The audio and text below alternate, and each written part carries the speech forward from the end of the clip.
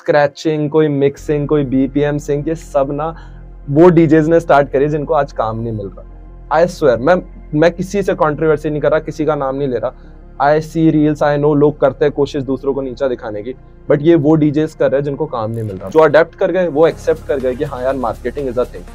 जो नहीं अडेप्ट कर पाए वो आज भी ये रोते रहते हैं कि रील्स वाले डीजे, रील्स वाले वो। Boundaries on map is fine, but boundaries in music, especially something which is a universal language, Yes.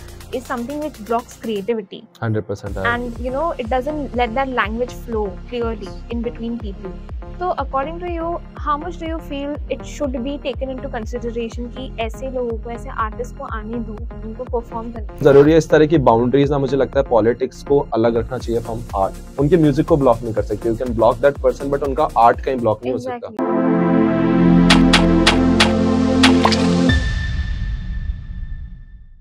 Hey guys, I'm Manjari Mukherjee and you are watching me on Pop Diaries channel. Welcome to the Art and the Artist. Well, today I'm bringing you an artist whom even if you've not heard in the live shows, ऐसा हो नहीं सकता कि नहीं सुना है. If you've been to live shows, more or less you've always heard him play live and create that vibe, you know. But if you haven't, you've definitely heard his drops in the house party, in any club that you've gone to, because he is the king of mashups. Very much certified by very top artists out there in the world, saying that he is the trending artist on the block since 2024. He's made it big when it comes to mashup, when it comes to creating a vibe out there for you to enjoy and groove on. And well, we are here to decode his journey and what he thinks about the world of music and what it means to him. So without further ado, let me call upon the one and only Trapper X, very famously known globally, but actually Sushil Gunawat. Thank you so much guys for having me. Thank you so much. Thank you so much for giving us such cool mashups.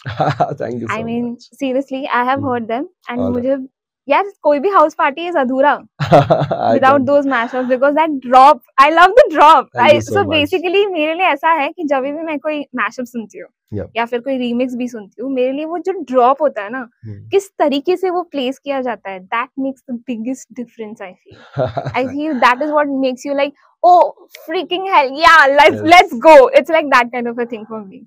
So I don't know how you do it.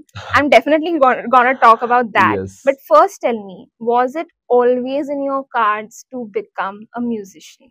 Was it always professionally a dream, or was it like passion that turned into an everyday life job? No, of course not. Of course not. I never wanted to become a DJ or a music producer.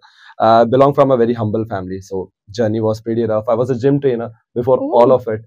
My Till God. 2020, I was a gym trainer who was making around 8,000 rupees a month. So yes, and That's a big jump. I My know. God. I know. Till 2020. So there's a story. So I worked as a gym trainer for 3 years. I worked as a home tutor for from 2017 till 2019, I guess. Then again doing things back and forth and everything. And then COVID happened. Yeah. But I was having almost account में 80-90,000 rupees. I thought कि चलो birthday आ रहा है 22nd March का, I'll gonna spend it and कहीं घूमने जाऊंगा. 22nd March को मेरा birthday था and 20 को lockdown हो गया. So I thought 10-15 दिन का lockdown होगा, it would be fine. अपने पास पैसे पड़े. 80,000 was a very big deal. Back then it was a very big amount. मुझे लगा कि I made it in life. Yeah. Being a gym trainer, मेरे पास पूरी साल भर की इनकम पड़ी थी मेरी. उसके बाद में लॉकडाउन हुआ, 15 दिन के 1 महीने हो गए, 1 महीने के 6 महीने हो गए, 6 महीने से 1 साल हो गया. बट मेरे लिए लॉकडाउन वर्क करा. मतलब I am not saying that was the best time of my life for anyone on the planet. सबके लिए Yes. रफ टाइम था, बट मैं घर पे था. Absolutely. और घर पे था तो I was very focused on the music thing. I was doing it back end पे. I was making tracks for other. यहाँ पे एक चीज होती है ghost producer. So ghost producer क्या होता है कि I was making tracks for others. जैसे बाहर की जितनी भी कंट्रीज है, India is a cheap yes. Labour thing, right, Right. Globally in the music field also. हाँ. सपोज यहाँ पे belong from a very small city Jaipur, although not that small, but still वहाँ पे कुछ डीजेइंग और इतना सबका इतना है नहीं. तो वहाँ पे आई वाज मेकिंग ट्रैक जब मैं ट्रेनिंग वगैरह नहीं देता था जिम में, and I used to sell those tracks in $100. That was around 8,000 rupees उस टाइम पे. एंड 8,000 इज लाइक मेरे पूरे मंथ की सैलरी एक गाने बनाने में आ जाती है. And I was teaching also that time music production वगैरह. बट मुझे कोई डीजे वीजे नहीं बनना था. I was very happy with my life कि 8,000 आता है, I take my gym supplements, I spend it on meals and this was it. This was a journey thing. But उसके बाद में मुझे रियलाइज हुआ कि अच्छा ऐसा इससे पैसे भी बना सकता है. And one of my track blew up. एक जो I can't name the artist because we have this code, we have this contract कि आई कांट नेम देम. जिसको मैंने ट्रैक सेल करा है, हाँ. वो अभी currently that track has 153 million views on YouTube. तो अगर वो मेरे नाम के अंडर रिलीज होता तो maybe I don't know, मैं अभी मेबैक वगैरह में आया होता। This was a thing. Yes, 153 million and those are like one of the biggest artist now. उनके लिए आई मेड दिस ट्रैक और मुझे लगा मैंने $100 में ट्रैक बेच दिया। सो जिम में I used to play my unreleased tracks because मैं वहां पे मैनेजर था, तो मुझे वो डेस्क मिली हुई थी जहाँ से गाने बजते हैं। I was a DJ there, so called DJ. तो मैं अपने ट्रैक्स भी बीच बीच में बजाता था टू टेस्ट देम आउट कि कैसे लग रहा है, बिकॉज घर पे I was having Bluetooth speaker, तो जिम में प्रॉपर होम थिएटर वगैरह टाइप होता है। तो वहां पे मुझसे लोग आके पूछते सर ये किसका गाना है, नाम बताओ। आई थॉट यार ये तो मजे आ रहे हैं, मतलब ये मेरे गाने का आके पूछ रहे हैं सब कुछ। उसके बाद में someone at the gym there is this guy who used to come, और उन्हें पता था all about my music production and selling the tracks. तो उन्होंने बोला सर आप अपने नाम के अंडर रिलीज करो, और मैंने एडवाइस ली, मैंने चलो निकालते वगैरह। फिर कोविड हैपेंड, बट उनकी वो एडवाइस मेरे दिमाग में थी, तो मैंने निकाला उस ट्रैक को, पहला ट्रैक ही फटा, बहुत तगड़ा, इट ब्लू अप। मैंने बोला यार ये क्या हुआ, ये तो बहुत सही चीज हो गई। There is this guy called Kaden McCarty, वो मेरा क्लाइंट ही था एक टाइम पे, who used to get tracks from me. मैंने उनसे बोला क्या लेट्स डू अ कोलैबोरेशन, मैं आपको फ्री में ये ट्रैक दे देता हूँ, but I need your name in the track. And he was a vocalist that time. तो वो ट्रैक फटा, ही वाज अमेरिकन वोकलिस्ट। मैंने बोला ये तो बहुत सही है यार, इट इज नाइस थिंग। तो उसके बाद सेकंड निकाला, वो भी फटा, थर्ड निकाला, वो भी फटा। आई थॉट यार ये सही है। और during Covid back to back tracks निकाले। I signed one of the biggest trap labels in the world, trap city. तो I was the first artist there, first Indian artist. Then again signed Lithuania HQ, which is one of the biggest house label in the world. तो back to back ये चलते गए। ये पूरा connection मुझे इसलिए पता था because I was making tracks for these artist जो उस लेवल पे ऑलरेडी थे। I can't name them, but बहुत बड़े आर्टिस्ट है वो, literally they have millions of listeners on Spotify. But of course they keep touring, so वो खुद के ट्रैक्स खुद नहीं बनाते, which is okay. They know how the software works, but they don't know how to make the track.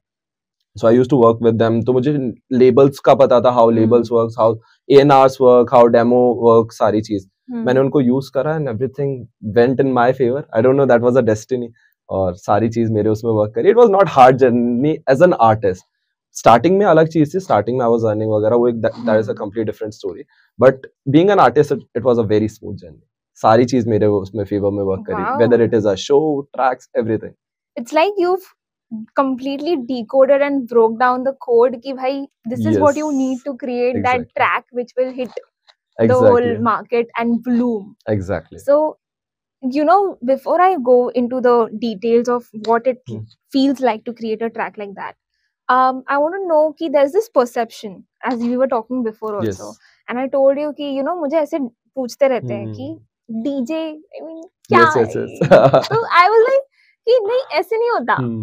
Every part of music has its own pros and its own cons, and everything has its own place in the whole industry. So I want to know, for you, how did that perception work out? Like people around you, how did they perceive and how did they take in this fact that you wanted to, you know, become a DJ, but you wanted to also earn, you wanted to do production and everything. How did they take that up? So this is right thing कि DJs की काफी ऐसे social image ना अभी तो थोड़ा सा अच्छा हो गई है, बिकॉज काफी बड़े शोज हुए हैं, बाहर के आर्टिस्ट आए। बट अगर हम 5 साल पहले चलते हैं तो it was a very different thing. कुछ डीजे आप किसी को बोल दो तो it was like a taboo कि डीजे करता है, तो they used to look like कि पता नहीं क्या करता है। जैसे अभी ओनली फैंस बोल दो किसी को, लोग ऐसे जज करते हैं, वैसे डीजे को 5 साल पहले यार डीजे ये पैसे भी कमाते हैं, ये अच्छा ऐसे ही फुल टाइम करियर भी होता है। बहुत कंफ्यूजन था, ऐसा नहीं है पैसे लोग तब भी कमा रहे थे, they were earning in CRs, but वो परसेप्शन बहुत गलत बना हुआ था बिकॉज हमारे वेडिंग डीजेस ने सब कुछ खराब करा था। आप वेडिंग्स में डीजे बुला रहे हो, फिर ऐसा डीजे और वो बैंड वाले दोनों में लोगों को डिफरेंस नहीं पता था। लगता था बैंड वाला इज अ डीजे, मतलब वो म्यूजिक ला रहा है वही बजाएगा, दैट वाज अ थिंग। ऐसा थोड़ी कोई म्यूजिक सेटअप कर रहा है, डीजे हम अलग बुला रहे हैं। तो ये थोड़ा सा क्लैरिटी आई आफ्टर कोविड। मैंने जब स्टार्ट करा मेरे लिए चीजें अलग थी, I was never a DJ. मैं अभी भी, this is not my first thing I am a music producer. उसके बाद में of course you have to make a passive source of income, इसलिए आप शोज करते हो। एक music producer as a DJ ही परफॉर्म कर सकता है इन फ्रंट ऑफ क्राउड। तो मैंने म्यूजिक प्रोडक्शन से स्टार्ट करा, I made some hit tracks, I went to billboards and सारी की सारी चीजें। मेरे लिए वो चीज ऑलरेडी वॉश हो गई थी जब मैं परफॉर्म कर रहा था, बट मोस्ट ऑफ द लोगों के लिए नहीं होती। उनकी जर्नी स्टार्ट होती है as a club resident DJ, जहाँ पे ऑफ कोर्स उन्हें सीखने को मिलता है, they get crowd exposure, but बहुत सारी बुलिंग भी होती है वहाँ पे, इंटरनल पॉलिटिक्स भी होती है। इस तरह मेरे साथ कुछ नहीं था। I told you I had a smooth journey. मेरे जो फर्स्ट इनिशियल शोज थे वही अच्छे थे, मतलब आई नेवर स्टार्टेड विद, मैं ऐसे कोई स्ट्रगल स्टोरी नहीं बनाना चाहता। छोटे अच्छे क्लब थे, I used to get 5-10,000 rupees which was again my monthly salary. तो मेरे लिए तो बहुत बड़ी बात थी, मैं कोई ऐसा नहीं था भाई कम कमा रहा था। मेरे लिए 10,000 रुपए एक दिन के कमाना was a very big thing. उसके बाद में बड़े शोज करे, अच्छे लोगों से मिला, and the best part is मेरे नेचर की वजह से मुझे ज्यादा शोज मिले as compare to my work. सबने ये बोला कि यार you are very humble, very down to earth. कभी हमें ऐसा लगता नहीं है कि we are talking to somebody जो ऐसा म्यूजिक बना सकता है या बनाया है जिसने पहले काम करा है। तो मुझे लगता है आपका जो जिस तरह की पर्सनैलिटी है ना आपकी, वो इतने गेट्स खोल देती है जो आपका टैलेंट नहीं खोल सकता। तो मेरे लिए वो चीजें बहुत वर्क करी। जिन क्लब्स के लिए, जिन वेन्यूज के लिए मैंने परफॉर्म करा, उन्होंने मुझे बार बार रोटेशन पे बुलाया बिकॉज समथिंग वाज देयर। उन्हें पता था, हाँ, रिलेशनशिप्स वाज देयर। उन्हें पता था ये बंदा is very punctual, very much into his work, very dedicated about his work, और ये हमेशा पॉलिटिक्स से बाहर रहा है।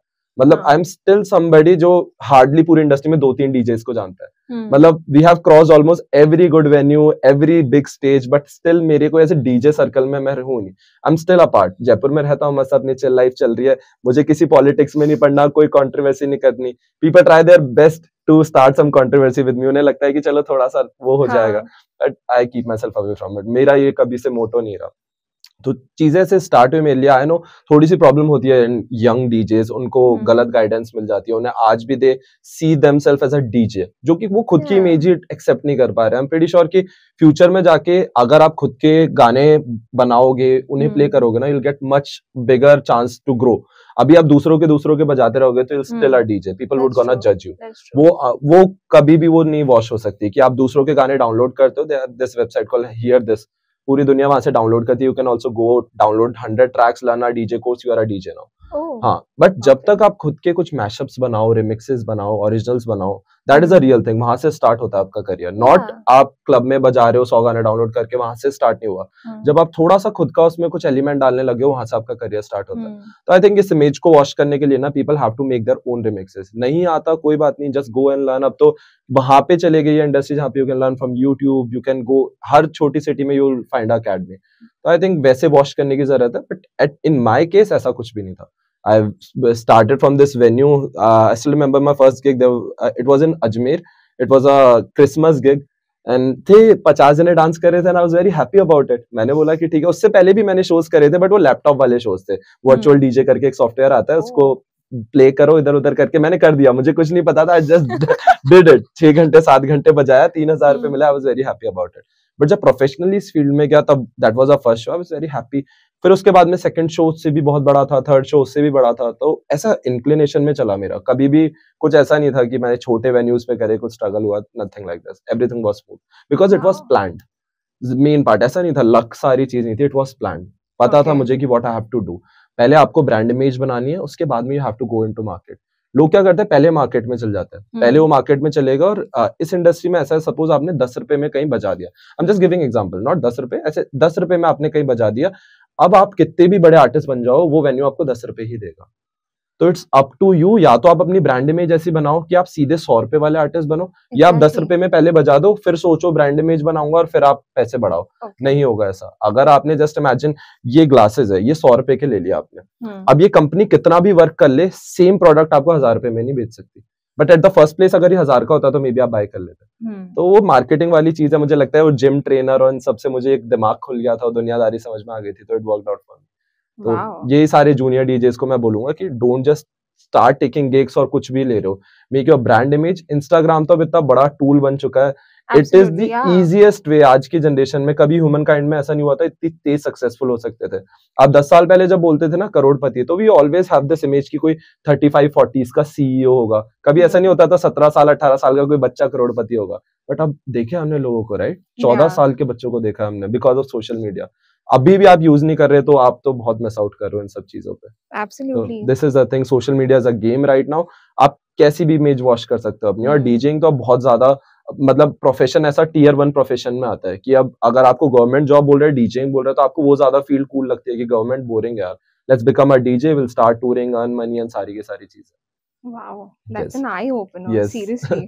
But I want to know कि other than the strategising, yes, what exactly is your, because you're already giving, advice to other junior DJs out there, or also music producers. Yes. I want to know for people who are still trying to get that, that thing done, कि वो code crack करना है उनको, कि भाई I want to make a music like this, which is going to, like, become the blockbuster hit. Yes.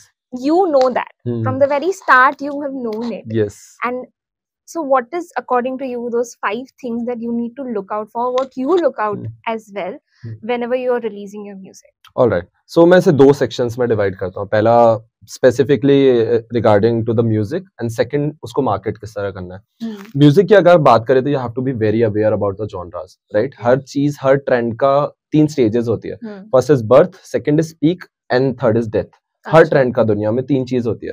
पहले वो trend start होता है, वो अपनी पीक पे जाता है, फिर वो वापस डेथ पे आ जाता है. जब वो ट्रेंड स्टार्ट हुआ और पीक पे जा रहा है ना, अगर उस टाइम पे आपको पता लग गया कि I have to invest in this, तो आप पीक पे जाओगे, वो ट्रेंड आपको पीक पे लेके आएगा. बट वो नीचे आ रहा है और तब आपने वो निकाला, अब हाँ, देन नो यूज. वो आप बस ऐसा कर रहे हो कि लोग जो जिनको सक्सेसफुल देख लिया आपने, उनकी कॉपी कर रहे हो.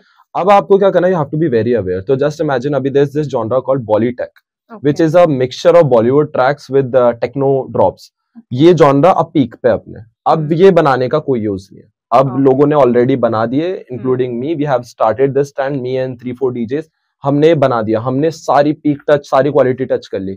अब अगर आपको इससे बढ़िया बनाना है, you have to find some other trend. इसे आप करोगे तो you will be copying us, और लोग नहीं चाहते. लोग वो अब कुछ नया सुनना चाहते हैं. अगर आप फ्रेश डीजे हो, आपको क्रैक कोड कर, आप बैठो इंटरनेट पे, देखो क्या चल रहा है. अभी ऐसे कौन से जॉनराज है जो लोग सुनना चाह रहे हैं, जो नए आ रहे हैं, या फिर आजकल तो पुराने गाने उठ के आ जाते हैं. पुराने गानों का आप देखो कि किस तरह से नया कुछ कर सकते हो उनके साथ में. You have to invest your time energy ये फाइंड करने में, और आपने ये फाइंड कर लिया तो आधा काम तो हो गया आपका. फिर you start making these kind of tracks जो आपको पता है कि पीक तक जाएंगे. इट्स लाइक शेयर मार्केट, कि जब शेयर्स डाउन होता है तब यू इन्वेस्ट मनी, और वो आपको पता है कि ऊपर जाएंगे, दिल गोना गिव द रिटर्न्स. मैंने ये करा, मैंने अच्छी खासी रिसर्च करी बैठ के, क्या चल रहा है बाहर के, सुने, सब कुछ करा, फॉलो करे आर्टिस्टों को. उसके बाद में मैंने वो गैप फाइंड करा और वहां पे इन्वेस्ट करा. और वो चीज आपने देखी होगी रील्स में, जो डाल रहा हूँ वो फटती है, जो डाल रहा हूँ वो, बिकॉज मुझे पता है कि क्या चल रहा है अभी. पहली चीज तो वो. सेकंड, इंस्टाग्राम पे आता है, जिसकी वजह से आज की डेट में सबसे क्विक है आपके लिए वो होना, फेमस होना, या फिर आई डोंट नो थोड़ा नोन होना. इंस्टाग्राम पे डोंट मेक स्टिमुलेटिंग कंटेंट्स. भाई सबको लेस स्टिमुलेटिंग कंटेंट चाहिए. अब there is a attention span of 1.5 seconds, अब जो कि एक टाइम पे ह्यूमंस की 3 मिनट हुआ करती थी, अब 1.5 सेकंड बची है. कि अगर 1.5 सेकंड में आपको कुछ अच्छा नहीं दिखा, you will just gonna swipe up up up. Less over stimulating content बनाओ. इतना आपको थोड़ा धूम धड़ाका हो गया ऐसा सब नहीं. आराम से बनाओ. Make good fonts, good captions, catchy captions. 1.5 second आपने होल्ड कर लिया तो चांसेस आर कि इंस्टाग्राम उन्हें 4 और लोगों को दिखाएगा. वो 4 भी 1.5 सेकंड होल्ड हो जाते हैं. चांसेस आर कंपाउंड पे चलती है चीज, अकॉर्डिंग टू मी, जितनी मेरी रिसर्च है. ये कोई ऐसा नहीं है मैं इंस्टाग्राम के लोगों के साथ काम करता हूँ. I know how this algorithm works. 1.5 second रुकोगे, 4 को दिखाएगी. 1.5 सेकंड रुका, वो 16 को दिखाएगी. इस तरह से कंपाउंड में चलती है चीजें. और मैं समझ गया था 1.5 सेकंड कैसे रोकना है. With the great captions, with the less stimulating content, लोग रुके, देखे क्या हो रहा है. और आप अपनी म्यूजिक को अलग अलग वे में डाल सकते हो. There are thousands of ways. And the best thing is कि बाहर के लोगों को देखो. बाहर के लोग आर वेरी इनोवेटिव. पहले ट्रेंड वहां स्टार्ट होता है मोस्ट ऑफ द टाइम, फिर वो इंडिया में आता है. मे बी अब तो टिकटॉक वगैरह सब बैन हो गया है, but you can still find ways देखने का कि क्या चल रहा है बाहर, किस तरह से people are putting out content. Good cameras, good colour grading, clear audios, good fonts. These are the just literally 4 things जो आप रखोगे अपने उसमें कंटेंट में, चांसेस आर कि आपका कंटेंट आगे वायरल वगैरह हो सकता है. Make good music, good mixing, mastering, सारी चीजें सीखो, उसके बाद में करो. मेरा ऐसा, मैं सब खुद कर लेता हूँ, एडिट खुद कर लेता हूँ सब कुछ, because I was teaching, right. I have this academy called Trap Cult in Jaipur, जहाँ पे I have been teaching from years now. So DJing और मेरे लिए इसलिए सारी चीज वर्क करी, बिकॉज मैं डीजिंग सिखा रहा था. Before me going out performing, मैं बच्चों को सिखा रहा था, बिकॉज मेरा कुछ ऐसा प्लान नहीं था परफॉर्म वगैरह करने का. फिर music production I was teaching, तो मेरे लिए इसलिए वर्क करी. बट अगर कोई स्क्रैच से स्टार्ट कर रहा है, बिल्कुल just start investing in your skills. उसके बाद में स्टार्ट फॉलोइंग द ट्रेंड्स, और उसके बाद में release good music with good marketing plan. अब मार्केटर होना ज्यादा जरूरी है, to be honest. This is a harsh truth. मुझे पता है इसके लिए मुझे बहुत नफरत मिलने वाली है, but I will be very blunt. आप कितने भी टैलेंटेड हो, अगर आप इस रूम में बैठे हो ना, तो आपके टैलेंट की कोई वैल्यू नहीं है. और अगर आपको इस रूम से बड़ा मासेस को टारगेट करना है, you have to be a very good marketer. Very good. अब डीजे को ही मार्केटर होना है, डीजे को इन्फ्लुएंसर बनना है, डीजे ही एडिटिंग करेगा, डीजे ही सब करेगा. पहले हर चीज के लिए एक स्पेसिफिक पोजीशंस होती थी, अब ऐसा कुछ नहीं है. आप ही को करना पड़ेगा इनिशियल लेवल पे. तो जब तक you don't belong from a very filthy family, you have to do it on your own. जब आप पैसा बनाने लग जाओ, you can hire people for specific task. But marketing is everything now. Very harsh, very I don't know, hard to accept, but marketing is everything. Not just in DJing, हर पूरी artist. You are singer, you are dancer, marketing is everything, no matter आपका talent कितना भी अच्छा है। पहले 80-20 का ratio चलता था कि 80% you should be talented, 20% marketing रहती थी। अभी फ्लिप हो गया, फ्लिप हो गया। अब आप I have seen average singers, average DJ reaching heights because वो marketing बहुत अच्छी करता है। और कुछ गलत नहीं है इसमें, मतलब you can't I don't know, आप किसी को criticize नहीं कर सकते, आप कैलकुलेटर यूज करने वाले को criticize नहीं कर सकते अगर आप नोटबुक पे कैलकुलेशन करते हो तो इट इज जस्ट वो टाइम के साथ अडेप्ट हुआ। सेम अब कैलकुलेटर के बाद कुछ और आ जाएगा, लोगों को अडेप्ट होना पड़ेगा। तो अब लोग जो अडेप्ट कर गए वो एक्सेप्ट कर गए कि हाँ यार मार्केटिंग इज अ थिंग। जो नहीं अडेप्ट कर पाए वो आज भी ये रोते रहते हैं कि रील्स वाले डीजे, रील्स वाले वो। तो it's better to change your mindset rather criticising others. मेरे साथ कभी कुछ ऐसा नहीं होता, बट आई सी कमेंट दूसरों की रील पे, मोस्टली फीमेल डीजेस की रील पे, आई फील बैड कि यार वो मार्केटिंग जानती है, वो समझो उसने क्रैक कर लिया, और आप अभी भी वही देख रहे हो कि मैं टेम्पो सेम रख लेता हूँ, बीपीएम सेम रख लेता हूँ, ऑल द टेक्निकलिटीज। क्लब में इंसान म्यूजिक सुनने आया, क्लब में इंसान is there because to have a good time. वो ये देखने नहीं आया कि डीजे क्या बीपीएम बजा रहा है, कैसा वो मिक्स कर रहा है, कुछ कर रहा है। I swear I have scene DJs जो बहुत बुरे डीजेस होंगे टेक्निकलिटीज वाइज, बट उनके ईयर इतने ट्रेन है, उन्हें पता है क्राउड को क्या चाहिए। तो लिटरली आज जस्ट इमेजिन आपका फेवरेट गाना बजता है, तब जाके आप खुश होते हो। हाँ. आप इसलिए थोड़ी खुश होते हो कि डीजे कितनी अच्छी स्क्रैचिंग कर रहा है और वो कर रहा है, उल्टा इरिटेशन होती है कि यार I want to listen my tracks. There are two kind of DJs, एक जो खुद के लिए बजाता है और एक क्राउड के लिए बजाता है। जो क्राउड के जो क्राउड के लिए बजाता है ना, वो सक्सेसफुल है। और जो खुद एरोगेंटली बजाता है ना, कि just imagine you are into a gathering of people जो 50-60 साल के, अब आपको फीन बजाना है ट्रेविस स्कॉट का, यू हैव दैट एरोगेंस कि मैं तो फीन बजाऊंगा because I am the DJ. आप बजा दोगे, लोग ऐसे खड़े हुए। और जस्ट इमेजिन आपने रीड करा क्राउड को 50-60s में, you play Shahrukh Khan, you play that era, लोग खुश हो जाते हैं अचानक से। तो this is what DJ do to set the vibe. वो कोई स्क्रैचिंग, कोई मिक्सिंग, कोई बीपीएम सिंग, ये सब ना वो डीजेस ने स्टार्ट करी जिनको आज काम नहीं मिल रहा। आई स्वेयर, मैं किसी से कंट्रोवर्सी नहीं कर रहा, किसी का नाम नहीं ले रहा। आई सी रील्स, आई नो लोग करते हैं कोशिश दूसरों को नीचा दिखाने की, बट ये वो डीजेस कर रहे हैं जिनको काम नहीं मिल रहा, बिकॉज वो डीजे सारे काम ले गए जो मार्केटिंग में अच्छा है। तो रील डीजे और ये बोलना किसी को, I think it's a very bad thing कि आप किसी को रील डीजे बोल रहे हो और सब कुछ कर रहे हो बिकॉज आपका काम ले गया वो। आप अडेप्ट नहीं कर पाए टाइम के साथ, वो लोग कर गए। This is the only difference. And वो लोग कर गए वो बिकॉज दे वर फ्लेक्सिबल। बहुत सारे डीजेस आज भी फ्लेक्सिबल नहीं है, वो सोचते हैं जो वो कर रहे हैं वो सही है और वही इंडस्ट्री को अडेप्ट करना चाहिए। ऐसा कुछ नहीं है, आप इंडस्ट्री के तरह अडेप्ट होते हो, इंडस्ट्री आपकी तरह अडेप्ट नहीं होती है। This is the harsh truth. But you know, you were talking about trends coming from the west to your. Yes, तो मुझे उसी चीज में हो गया कि अभी हम उस जगह पे पहुंच चुके हैं, we are at that stage where we have global artists coming to Indian markets, you know, and doing live shows, and that too big people like Coldplay and Ed Sheeran and all these kind of people, and we just love that fact. Correct. Because it's a very good thing for us. We even have K-pop artists coming in and performing, and people going mad about it. Yes. So we have so many festivals and everything.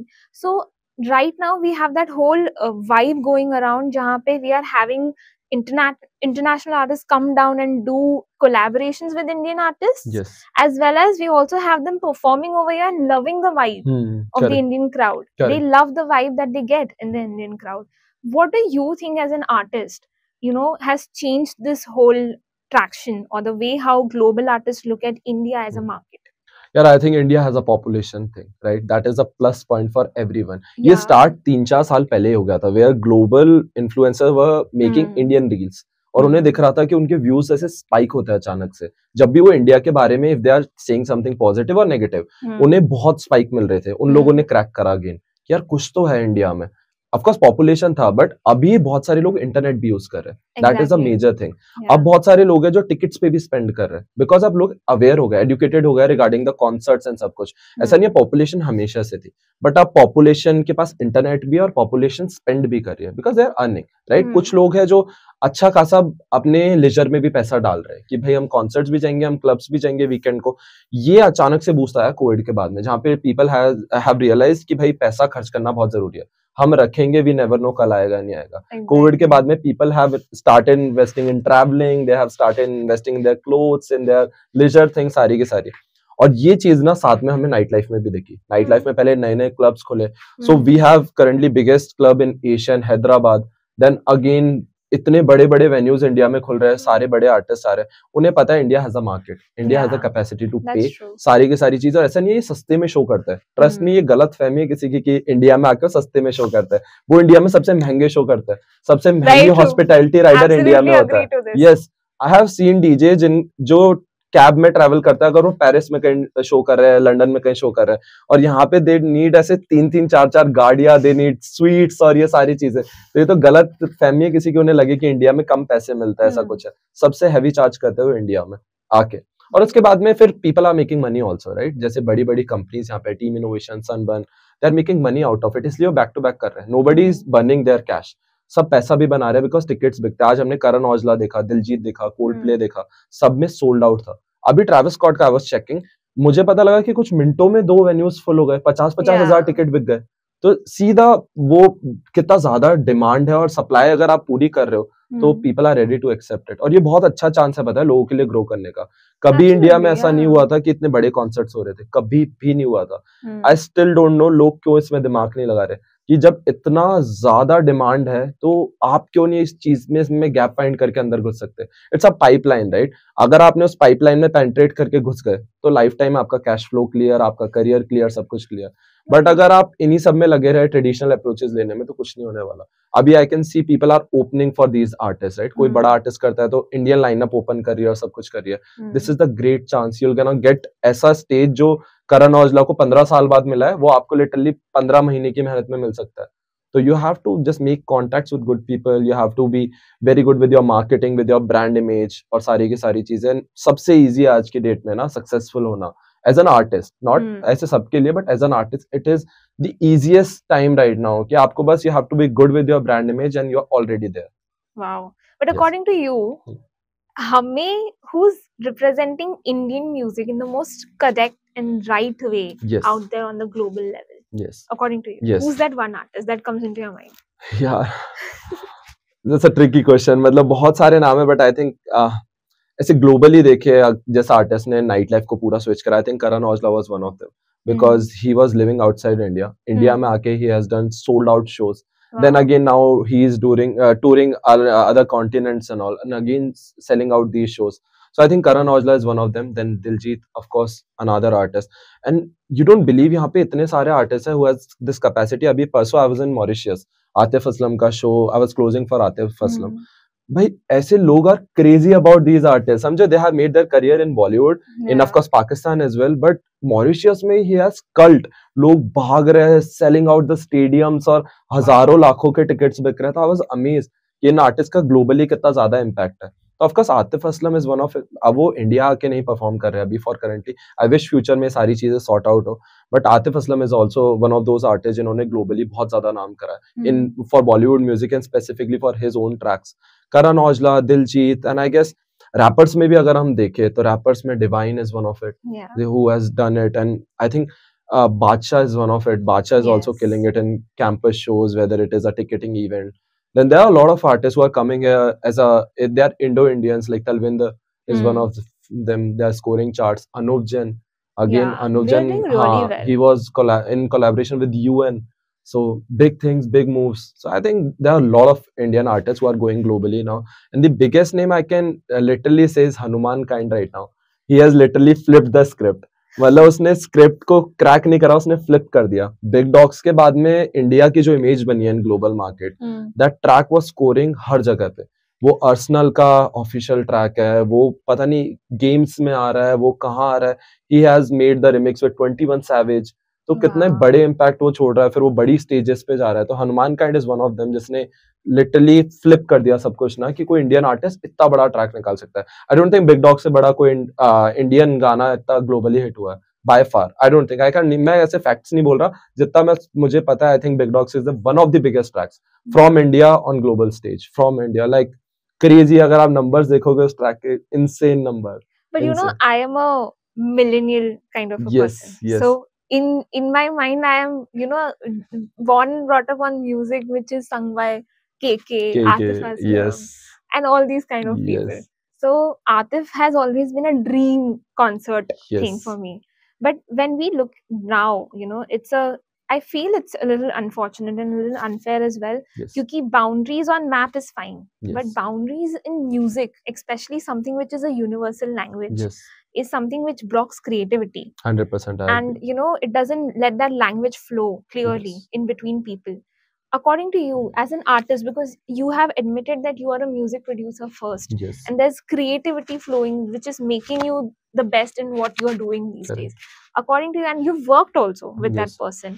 So according to you, how much do you feel it should be taken into consideration कि ऐसे लोगों को, ऐसे artist को आने दो, उनको perform करने दो? यार आई समवेयर थिंक, देखो जो भी हुआ था दैट वाज अनफॉर्चुनेट, और उसके पीछे बहुत सारा पॉलिटिक्स इन्वॉल्व था, बहुत सारी इंटरनल मैटर्स इन्वॉल्व थे, उनमें हम ना Obviously. पढ़ते हुए अगर सुपरफिशियल लेवल पे देखे एज एन हाँ. लिसनर, एज एन आर्टिस्ट मैं देखूं, मुझे लगता है बहुत गलत है कि किसी आर्टिस्ट को आप ब्लॉक कर रहे हो इधर इंडिया में आके परफॉर्म करना, और वो आर्टिस्ट जिसने हमारे एरा के सबसे बड़े गाने गाए, मतलब Exactly.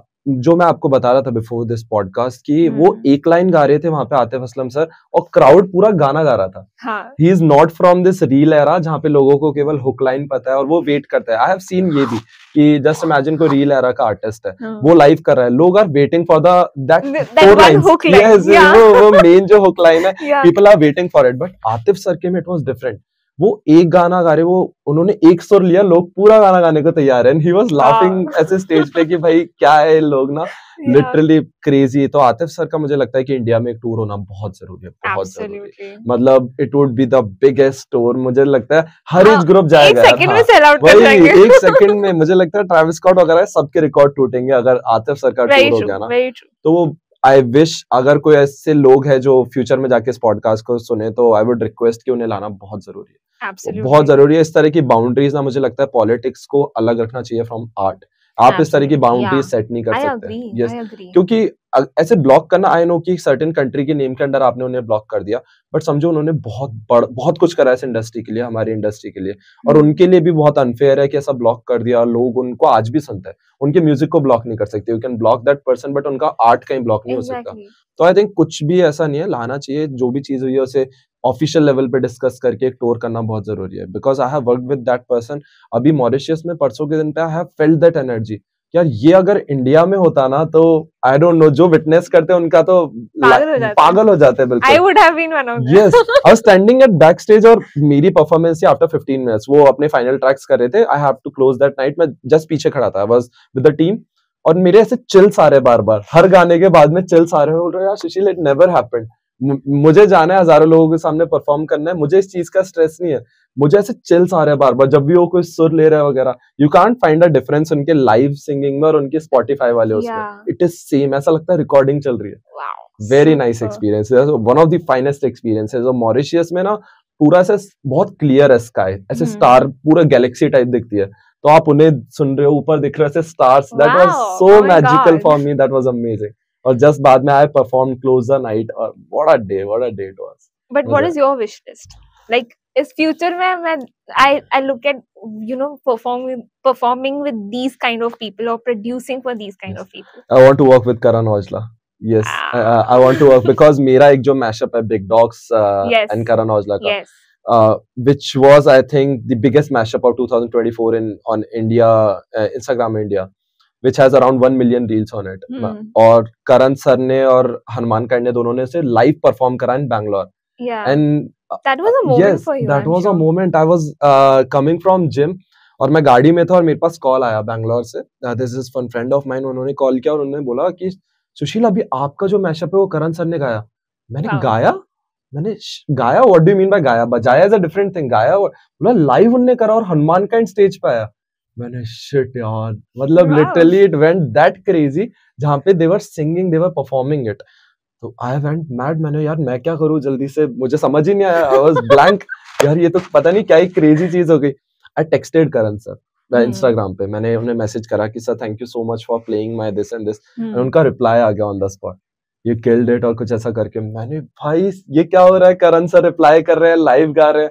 That was a day I became the biggest fan. मुझे लगा कि एक बार काम करना, I have to work with Karan. I wish it would be like firecracking. Yes, I know. मतलब I have worked with these big artists जो कि hip hop track करते हैं, सब करते हैं. And I think वो एक plug की जरूरत है. जैसे वो काम देखेंगे, and I would love to work with him, love to make some beats for him. I'm ready for it. I know that would happen because मैं तक core उससे manifest कर रहा हूँ ये. That would happen very sure. Okay. Yes. But you know, you are someone who's cracked the code, reached there, and you've already talked about branding and you know how much that helps in pushing an artist into becoming something. Correct. But you know, I had this conversation with Amit Trivedi sir, and he told me that everything is fine if you know the thing, it's cool, it's good. Yes. But it happens कि कभी कभार you don't know it. You don't know how to do it. Yes. It is something which you are not very new to, या फिर तुम्हें नहीं पता कि अपने आप को कैसे वो करना है.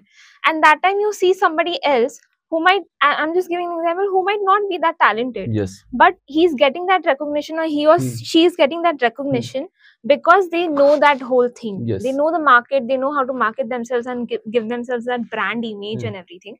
And sometimes that makes you feel like I also need fast results, and then you push yourself to that place where you are bending towards the fact of, you know, boosting your numbers, getting numbers, getting listeners, and all these buying and everything. में आप उस जगह पे घुस जाते हो, जो कि at the end of the day organic नहीं है. Numbers दिखने में अलग चीज होती है, पर वो actually होने में एक अलग चीज होती है. So for that, what do you have to say about it? यार, I think ये बहुत एक डार्क साइड है पूरी मार्केटिंग की ना.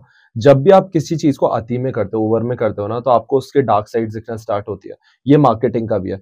अब क्या होता है, अगर आपको पता है कि रील्स से वायरल होते हैं, तो you will gonna make tracks जो रील पे वायरल होने के लिए है. It is not for the listeners, it is not for the emotions. आप केवल इसलिए बना रहे हो कि उसमें 2 हुक लाइन है और आपको पता है वो रील्स में यूज हो सकती है. और आज बहुत बड़ी बड़ी कंपनियां करती है ये चीजों को, बट आई नो वहां पे आर्ट कॉम्प्रोमाइज हो रहा है. तो you have to keep a fair balance. और ये बैलेंस ना मुझे लगता है आर्टिस्ट ही डिसाइड करता है, राइट? उन्हें क्या करना है. You have to keep a balance. अच्छे ट्रैक बनाने हैं आपको, बट रील का सोच के नहीं बनाने. आपको ऐसा बनाना है कि I am making good tracks, I just have to market them well. अगर आप जहां पे इधर घुस गए कि मुझे रील्स के लिए ट्रैक बनाने हैं, वायरल होने के लिए ट्रैक बनाने हैं, या सर्टेन लिरिक्स ऐसी रखनी है जो वायरल होगी, आप वहां पे आपका डाउनफॉल स्टार्ट हो जाता है. बिकॉज जैसे मैंने स्टार्टिंग में बताया, हर ट्रेंड का एक लाइफ साइकिल होता है. तो रील्स ना अभी पीक पे अपने, अब वो नीचे भी आएगी. तो अगर आप रील आर्टिस्ट बन के रह गए जो रील्स के लिए बना रहा है, तो आपका डाउनफॉल स्टार्ट है. आप आज नहीं तो 6 महीने बाद, साल भर बाद, 2 साल बाद नीचे आओगे. बट अगर आप केवल एक सही अप्रोच फॉलो करो और आपका म्यूजिक जेन्युइनली अच्छा है, तो जो दूसरा ट्रेंड आने वाला है, आप उसमें भी रादर गोइंग डाउन, आप सीधे से चल जाओगे. उस ट्रेंड के पीक पे ऑलरेडी हो आप. अब you will gonna follow that trend, but आपका टैलेंटेड हो, अच्छे हो, और चलता रहेगा आपका. तो इसलिए मुझे लगता है कि रील वाले म्यूजिक मत बनाओ. डोंट ओवरडू इट कि मुझे मार्केटिंग ही करनी है. You will gonna boost up numbers. बहुत सारे लोग हैं अभी. सो रील्स पे 2 तरह की रीच आती है. एक होती है जो ऑर्गेनिक रीच है, जिस पे आपके नंबर बढ़ते हैं.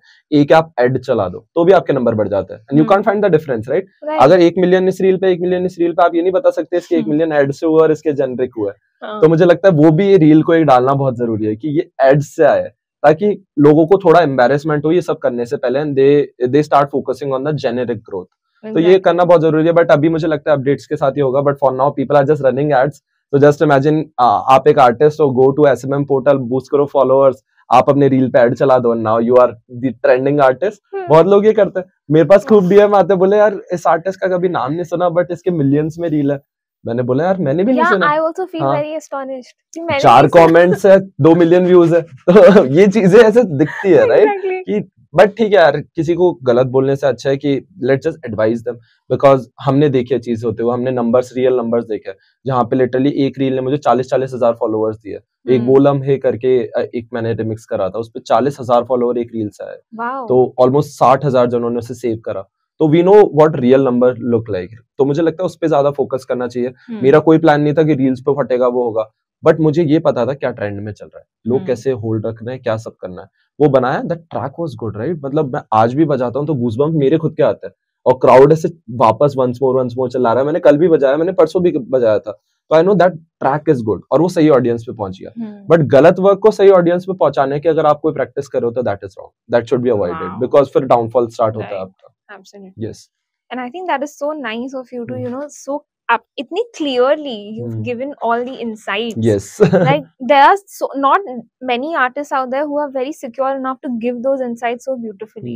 And that just shows that you actually believe that in the strategy that you have pulled in, and the but at the end of the day, even though there is strategy, there is also hard work. Yes, At least in exactly. your own line, you have done your own amount of hard work. Exactly. So that hard work, that strategy and everything that you've put in shows how much of research and everything you've given and how much of time and energy you've given to this whole thing. Yes. So thank you so much for sharing नहीं. the bits and pieces of your journey, but also an insight into the industry. Yes. And I hope to see many more things. I mean, you have back-to-back shows lined up. I know. I don't know how you do that, but That- it's crazy and you're killing it out Yes. there. So keep killing it and keep giving us mashups that we can groove on. Thank you so much. So Yes. thank you so much for Thank you. being here Thank you so much for and having sharing me. so much with Thank you us. so much for having me, guys. Thank you so much. Well, this was me, Manjari Mukherjee, only on Pop Diaries channel.